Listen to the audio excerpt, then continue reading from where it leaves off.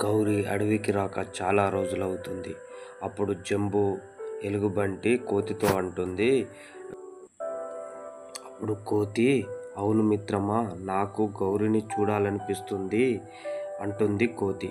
ఇద్దరు కలిసి గౌరిని వెతుక్కుంటూ అడవి నుండి గౌరీ గ్రామానికి బయలుదేరుతారు. అలా అడవి మార్గం గుండా బయలుదేరుతారు. వారికి గ్రామం ఎక్కడో తెలియదు. అలా వెతుక్కుంటూ వెళ్తూ ప్రకృతిని ఆస్వాదిస్తూ బయలుదేరుతారు.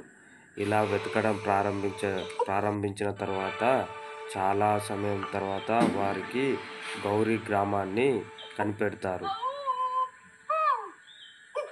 అప్పుడు ఎలుగుబంటి, కోతి చాలా సంతోషపడతాయి.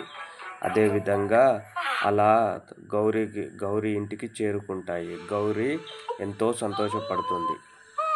తర్వాత గౌరీ వాళ్ళిద్దరితో అంటుంది, నాకు ఇక్కడ ఇష్టమైన ప్రదేశం ఉంది, మిమ్మల్ని అక్కడికి తీసుకువెళ్తా అని తీసుకెళ్తుంది. మార్గమధ్యంలో పువ్వులు, ప్రకృతి అందాలను కోతి ముగ్ధురాలవుతుంది. అలా ప్రకృతి అందాలను ఆస్వాదిస్తూ పూల తోటలను, అలా రకరకాల పువ్వులను అందాలను చూస్తూ ఆనందిస్తూ కబుర్లు చెప్పుకుంటూ అలా ముందుకెళ్తారు. ఇలా ముందుకెళ్తున్న తరుణంలో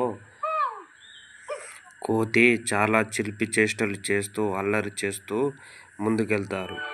ఆ విధంగా ముందుకెళ్తున్నప్పుడు గౌరీకి చాలా నీరసం వచ్చి అక్కడే కూర్చుండిపోతుంది. అలా కూర్చున్నప్పుడు కూడా లంబు, జంబు, కోతి, ఎలుగుబంటి అలా ముందుకు వెళ్తుండగా అక్కడే కూర్చుండిపోయిన గౌరీ అక్కడే ఉంటుంది. అయినా సరే ఎలుగుబంటి, కోతి ముందుకు వెళ్ళిన తర్వాత వాళ్ళు ఒక పండ్ల తోటను కనుక్కున్న తర్వాత వాళ్లకు చాలా సంతోషం వేసి ఇష్టమైన అన్ని పండ్లను చాలా తింటారు.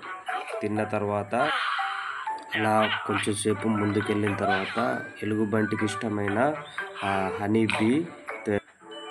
హనీబీ కనిపిస్తుంది.